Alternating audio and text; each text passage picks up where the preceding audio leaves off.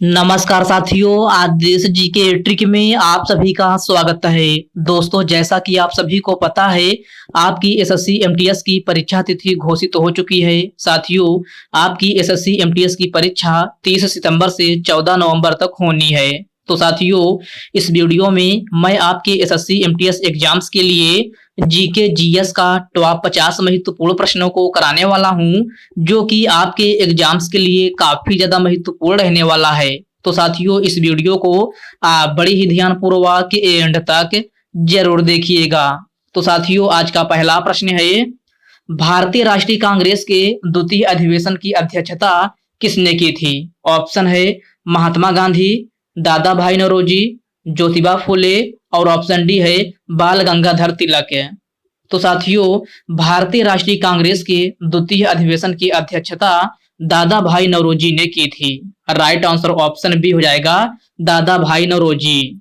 Next question है, काम की न्याय संगत और प्रसूति सहायता भारतीय संविधान के किस अनुच्छेद में है? इसका ऑप्शन है अनुच्छेद 42, अनुच्छेद 44, अनुच्छेद 45 या फिर ऑप्शन डी है अनुच्छेद 48 है। तो साथियों, काम की न्याय संगत और प्रसूति सहायता भारतीय संविधान के अनुच्छेद 42 में है। राइट आंसर ऑप्शन ए हो जाएगा, अनुच्छेद 42 है। ओके फ्रेंड्स, नेक्स्ट क्वेश्चन है, विधि का शासन किस देश के संविधान से लिया गया है? तो साथियों, विधि का शासन किस देश के संविधान से लिया गया है? तो साथियों, यह इंग्लैंड देश के संविधान से लिया गया है। कहां से? इंग्लैंड से। इस प्रश्न का करेक्ट आंसर ऑप्शन डी हो जाएगा। अगला प्रश्न है, राज्य के नीति निर्देशक तत्व किस देश के संविधान से लिया गया है? इसका ऑप्शन है आयरलैंड, अमेरिका, ऑस्ट्रेलिया या फिर ऑप्शन डी है ब्रिटेन।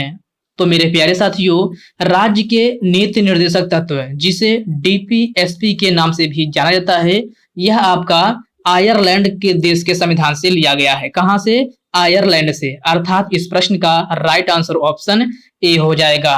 साथियों, अगर आपसे पूछा जाए कि राज्य के नीति निर्देशक तत्व अर्थात डीपीएसपी भारतीय संविधान के किस भाग में है, तो साथियों यह आपका भाग 4 में है। अगर अनुच्छेद पूछा जाए कि किस अनुच्छेद में है, तो यह आपका अनुच्छेद 36 से लेकर 51 तक वर्णित है। ओके फ्रेंड्स, इन पॉइंट को आप अच्छे से जरूर ध्यान में रखिएगा। चलिए बढ़ते हैं नेक्स्ट क्वेश्चन की ओर। नेक्स्ट क्वेश्चन आपसे पूछा गया है, किस भारतीय नर्तक या नर्तकी को वर्ष 2003 में सबसे कम उम्र में पद्म भूषण दिया गया था? इसका ऑप्शन है गिरिजा देवी, बिरजू महाराज, सोनल मानसिंह या फिर ऑप्शन डी है इनमें से कोई नहीं।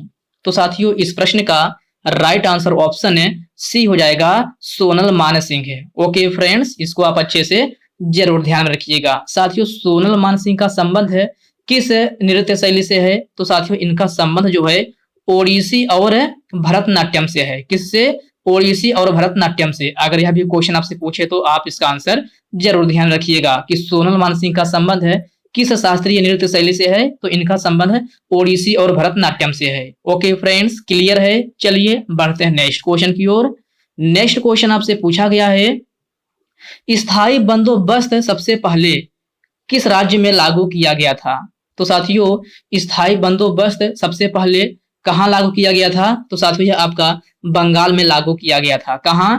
बंगाल में। प्रश्न नंबर 6 का राइट आंसर ऑप्शन ए हो जाएगा। साथियों, स्थायी बंदोबस्त सबसे पहले किस वर्ष लागू किया गया था? तो साथियों, यह आपका 1793 ईस्वी में लागू किया गया था। कब?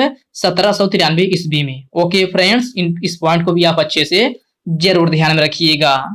अगला प्रश्न है, हिंदू शाही राजवंश की राजधानी क्या थी? तो सभी साथी बताएंगे कि हिंदू शाही राजवंश की राजधानी क्या है।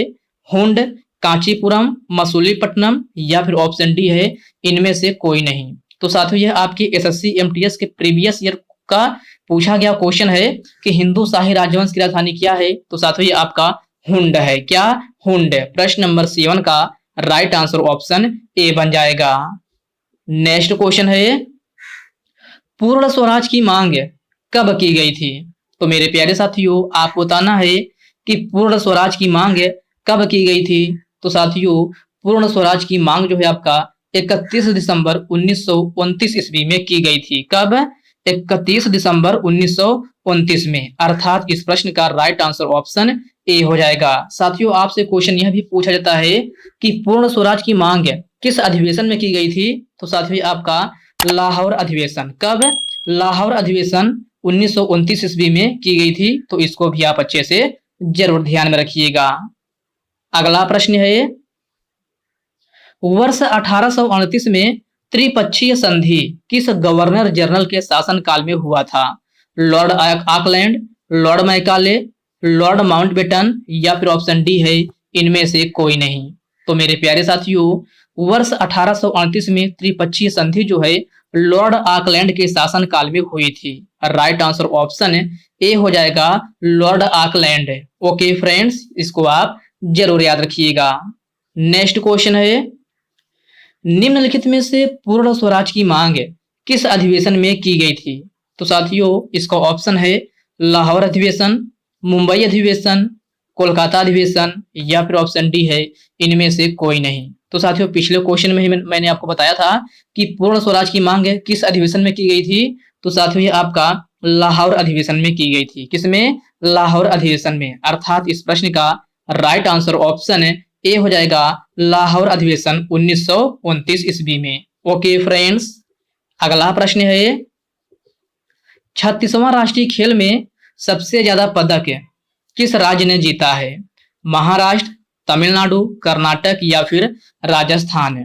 तो साथियों 36वां राष्ट्रीय खेल में सबसे ज्यादा पदक जो है आपका महाराष्ट्र ने जीता है। राइट आंसर ऑप्शन ए हो जाएगा महाराष्ट्र। साथियों 36वां राष्ट्रीय खेल का आयोजन किस राज्य में हुआ था? तो साथियों इसका आयोजन पूछा जाए तो इसका आयोजन गुजरात राज्य में किया गया था। कहाँ? गुजरात राज्य में। नेक्स्ट क्वेश्चन है, यूरोपियन चैंपियन लीग खेलने वाली पहली महिला फुटबॉल खिलाड़ी कौन है? तो प्यारे साथियों आपको बताना है कि यूरोपियन चैंपियन लीग खेलने वाली पहली महिला फुटबॉल खिलाड़ी कौन है? तो साथियों यह है मनीषा कल्याण है। कौन है? मनीषा कल्याण है। प्रश्न नंबर 13 का राइट आंसर ऑप्शन सी हो जाएगा। उस्ताद असद अली खान का संबंध निम्नलिखित में से किस वाद्य यंत्र से है? तो सभी साथी बताएंगे कि उस्ताद असद अली खान का संबंध निम्नलिखित में से किस वाद्य यंत्र से है? ऑप्शन है संतूर वादक, तबला वादक, सारंगी वादक या फिर ऑप्शन डी है बीड़ा वादक है। तो साथियों आपका राइट आंसर ऑप्शन है डी हो जाएगा बीड़ा वादक है। उस्ताद असद अली खान का संबंध किस वाद्य यंत्र से है? तो साथियों यह आपका बीड़ा वादक है। पंडित बिरजू महाराज का संबंध किस शास्त्रीय लोक नृत्य शैली से है? कथक, भरतनाट्यम, कथकली या फिर मणिपुरी? तो साथियों पंडित बिरजू महाराज का संबंध जो है कथक शास्त्रीय लोक नृत्य शैली से है। राइट आंसर ऑप्शन है ए हो जाएगा कथक है। साथियों कथक किस राज्य का लोक नृत्य शैली है? तो साथियों यह आपका यूपी का है। कहाँ का? यूपी अर्थात उत्तर प्रदेश का है। भरतनाट्यम पूछा जाए तो ये कहाँ का है? ये आपका तमिलनाडु का है। कथकली कहाँ का है? कथकली केरल राज्य का है। और आपका मणिपुर से है, लग रहा है कि यह आपका मणिपुर का है। ओके फ्रेंड्स, क्लियर है। चलिए बढ़ते हैं नेक्स्ट क्वेश्चन की ओर। नेक्स्ट क्वेश्चन आपसे पूछा गया है, किस कोशिकांग को कोशिका का डाकघर कहा जाता है? तो सभी साथी बताएंगे कि किस कोशिकांग को कोशिका का डाकघर कहा जाता है। ऑप्शन है माइटोकॉन्ड्रिया, लाइसोसोम, गाल्जी काय या फिर ऑप्शन डी है इनमें से कोई नहीं। तो साथियों आपका करेक्ट आंसर ऑप्शन सी हो जाएगा गाल्जी काय। कोशिका का डाकघर किसे कहा जाता है? तो साथियों गाल्जी काय को कहा जाता है। ओके फ्रेंड्स, इसको आप अच्छे से जरूर ध्यान में रखिएगा। नेक्स्ट क्वेश्चन है, आधुनिक आवर्त सारणी में समूह 13 का 113वां तत्व कौन सा है? तो साथियों यह भी आपका एसएससी एमटीएस के प्रीवियस ईयर में पूछा गया क्वेश्चन है कि आधुनिक आवर्त सारणी में समूह 13 का 113वां तत्व कौन सा है? तो साथियों यह आपका निहोनियम है। राइट आंसर ऑप्शन है ए हो जाएगा निहोनियम, जिसका प्रतीक क्या होता है? तो NH होता है। क्या? NH। ओके फ्रेंड्स, इसको आप अच्छे से जरूर याद रखिएगा। नेक्स्ट क्वेश्चन है, जनगणना 2011 के अनुसार सबसे अधिक लिंगानुपात वाला राज्य है। तो आपको बताना है कि जनगणना 2011 के अनुसार सबसे अधिक लिंगानुपात वाला राज्य कौन सा है? इसका ऑप्शन है कर्नाटक, केरल, असम या फिर मिजोरम। तो साथियों जनगणना 2011 के अनुसार सबसे अधिक लिंगानुपात वाला राज्य आपका केरल राज्य है। राइट आंसर ऑप्शन है बी हो जाएगा केरल राज्य। साथियों केरल राज्य का लिंगानुपात कितना है? तो 1084 है। कितना? 1084, अर्थात 1000 पुरुषों पर महिलाओं की संख्या जो है आपका 1084 है। ओके फ्रेंड्स, यह भी क्वेश्चन आपसे अनुपात में पूछा जा सकता है, तो इसको आप अच्छे से जरूर ध्यान में रखिएगा। नेक्स्ट क्वेश्चन है, महात्मा गांधी राष्ट्रीय ग्रामीण रोजगार की स्थापना कब हुई थी? ऑप्शन है 2008, 2011, 2007 या फिर ऑप्शन डी है 2009। तो मेरे प्यारे साथियों महात्मा गांधी राष्ट्रीय ग्रामीण रोजगार की स्थापना जो है आपका यह है कब हुई थी? तो साथियों यह आपका 2009 ईस्वी में हुई थी। राइट आंसर ऑप्शन डी हो जाएगा 2009 में। वर्ष 2009 के बाद हर साल अंतरराष्ट्रीय फिल्म महोत्सव कहाँ माना जाता है? गोवा में, असम में, केरल में या फिर ऑप्शन डी है राजस्थान में। तो साथियों वर्ष 2009 के बाद हर साल अंतरराष्ट्रीय फिल्म महोत्सव जो है आपका गोवा में मनाया जाता है। कहाँ? गोवा में। प्रश्न नंबर 22 का राइट आंसर ऑप्शन ए बन जाएगा।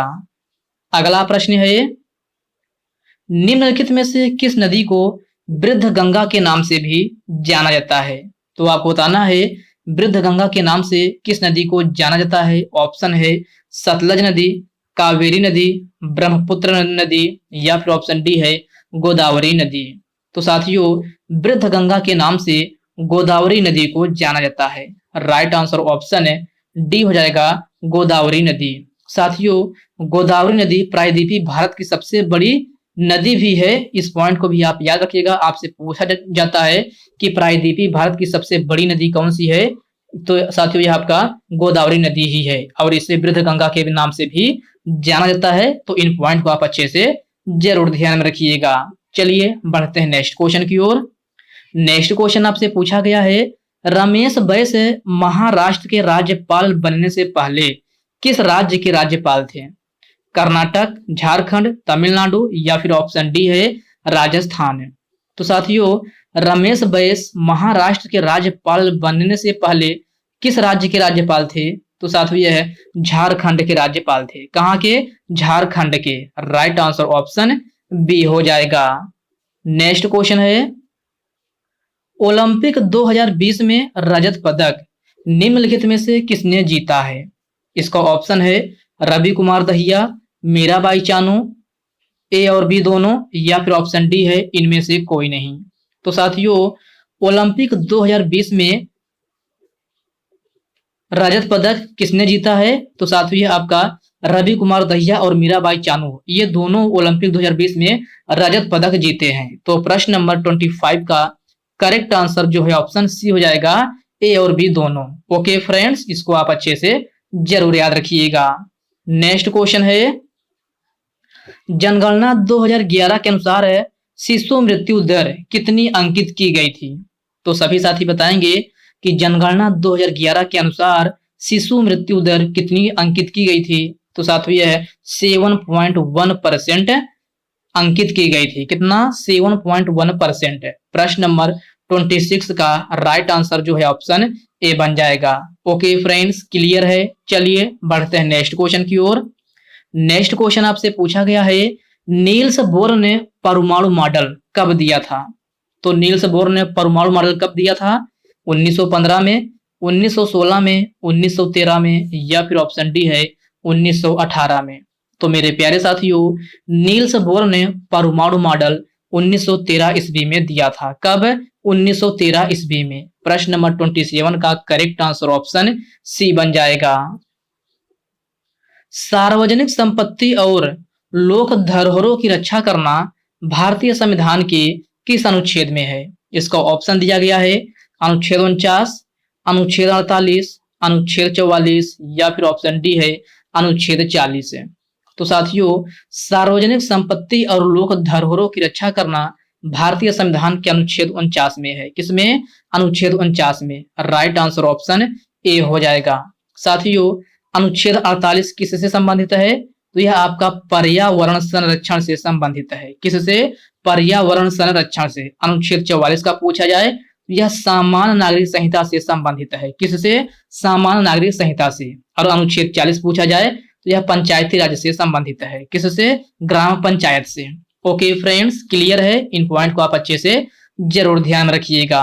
चलिए बढ़ते हैं नेक्स्ट क्वेश्चन की ओर। नेक्स्ट क्वेश्चन आपसे पूछा गया है, वर्ष 2023 में गणतंत्र दिवस के अवसर पर मुख्य अतिथि कौन थे?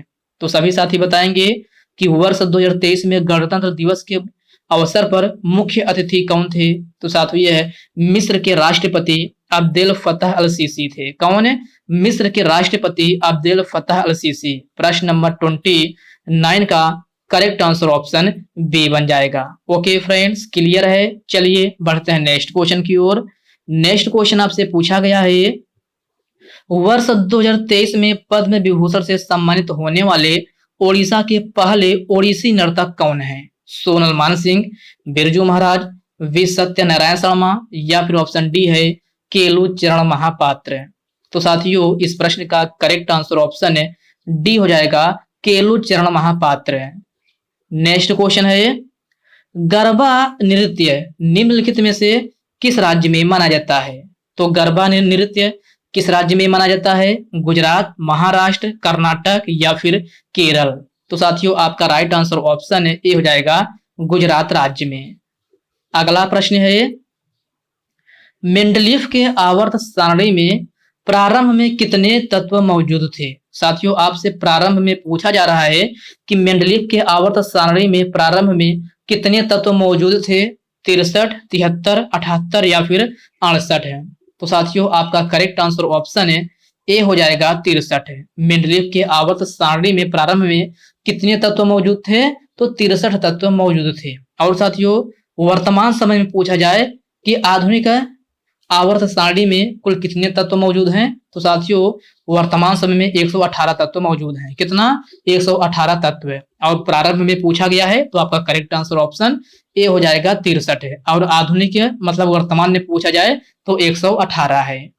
अगला प्रश्न है, वित्तीय आपात का प्रावधान भारतीय संविधान के किस अनुच्छेद में है? तो साथियों आपको बताना है कि वित्तीय आपात का प्रावधान भारतीय संविधान के किस अनुच्छेद में है। ऑप्शन है अनुच्छेद 352, अनुच्छेद 356, अनुच्छेद 360 और ऑप्शन डी है अनुच्छेद 350 है। तो साथियों वित्तीय आपात का प्रावधान भारतीय संविधान के अनुच्छेद 360 में है। किसमें? अनुच्छेद 360 में। प्रश्न नंबर 33 का करेक्ट आंसर ऑप्शन सी हो जाएगा। ओके फ्रेंड्स, अगला प्रश्न है, पुरुष हॉकी विश्व कप 2023 का आयोजन कहां हुआ था? कर्नाटक, महाराष्ट्र, असम या फिर ओडिशा। तो मेरे प्यारे साथियों पुरुष हॉकी विश्व कप 2023 का आयोजन कहां हुआ था? तो साथियों यह ओडिशा के भुवनेश्वर में हुआ था। कहां? ओडिशा के भुवनेश्वर में। तो प्रश्न नंबर 34 का करेक्ट आंसर ऑप्शन डी बन जाएगा। आगरा में मोती मस्जिद का निर्माण निम्नलिखित में से किसने करवाया था? तो आपको बताना है आगरा में मोती मस्जिद का निर्माण किसने करवाया था। इसका ऑप्शन है शाहजहां, बलबन, अशोक और ऑप्शन डी है अकबर। तो मेरे प्यारे साथियों आगरा में मोती मस्जिद का निर्माण जो है शाहजहां ने करवाया था। राइट आंसर ऑप्शन ए हो जाएगा शाहजहां ने।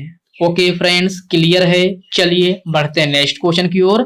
नेक्स्ट क्वेश्चन आपसे पूछा गया है भारतीय संविधान का अनुच्छेद 43 बी किससे संबंधित है? सहकारी समिति, पंचायती राज, पर्यावरण संरक्षण या फिर ऑप्शन डी है इनमें से कोई नहीं। तो साथियों भारतीय संविधान का अनुच्छेद 43 बी जो है सहकारी समितियों से संबंधित है। राइट आंसर ऑप्शन ए हो जाएगा सहकारी समितियों से। ओके फ्रेंड्स अगला प्रश्न है T20 पुरुष विश्व कप 2022 का आयोजन कहां हुआ था? तो सभी साथी बताएंगे कि T20 पुरुष विश्व hockey cup sorry friends T20 पुरुष विश्व कप 2022 का आयोजन कहां हुआ था? श्रीलंका, भारत, ऑस्ट्रेलिया या फिर पाकिस्तान। तो प्यारे साथियों, T20 पुरुष विश्व कप 2022 का आयोजन जो है आपका ऑस्ट्रेलिया में हुआ था। राइट आंसर ऑप्शन है सी हो जाएगा, ऑस्ट्रेलिया में। IMF का सिद्धांत निम्नलिखित में से किसने दिया था? तो आपको बताना है IMF का सिद्धांत निम्नलिखित में से किसने दिया था? ऑप्शन है Michael Faraday, James bond, Enrico Fermi या फिर ऑप्शन डी है इनमें से कोई नहीं। तो मेरे प्यारे साथियों, IMF का सिद्धांत जो है माइकल फैराडे ने दिया था। किसने? माइकल फैराडे ने। प्रश्न नंबर 38 का करेक्ट आंसर ऑप्शन ए हो जाएगा। नेक्स्ट क्वेश्चन है, इक्वेट्स स्मॉल फाइनेंस बैंक का स्थापना कब हुई थी? तो मेरे प्यारे साथियों, आपको बताना है इक्वेट्स स्मॉल फाइनेंस बैंक की स्थापना कब हुई थी? ऑप्शन है 2012 में, 2018 में, 2019 या फिर ऑप्शन डी है 2016 में।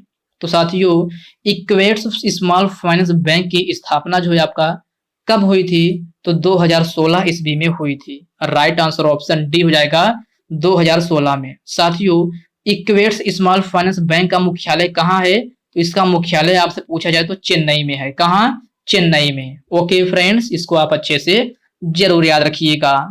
अगला प्रश्न है, प्रधानमंत्री जन धन योजना की शुरुआत किस वर्ष में हुई थी?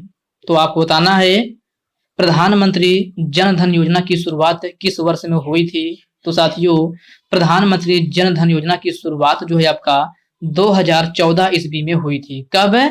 28 दिसंबर 2014 में। राइट आंसर ऑप्शन बी हो जाएगा। आपसे पूछा जाए प्रधानमंत्री जन धन योजना की शुरुआत कब हुई थी? तो 28 दिसंबर 2014 ईस्वी में हुई थी। ओके फ्रेंड्स, इसको आप अच्छे से जरूर याद रखिएगा। तो साथियों, आज के इस वीडियो में बस इतने प्रश्न करते हैं। तो साथियों, इस वीडियो में मैंने आपको पूरे 40 क्वेश्चन करा दिया है।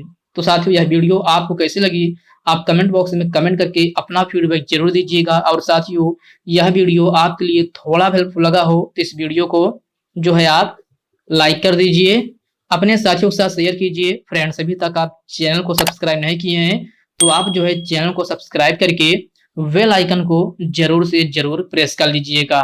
तो चलिए साथियों, इसी के साथ हम मिलते हैं किसी नेक्स्ट वीडियो में। तब तक के लिए जय हिंद दोस्तों।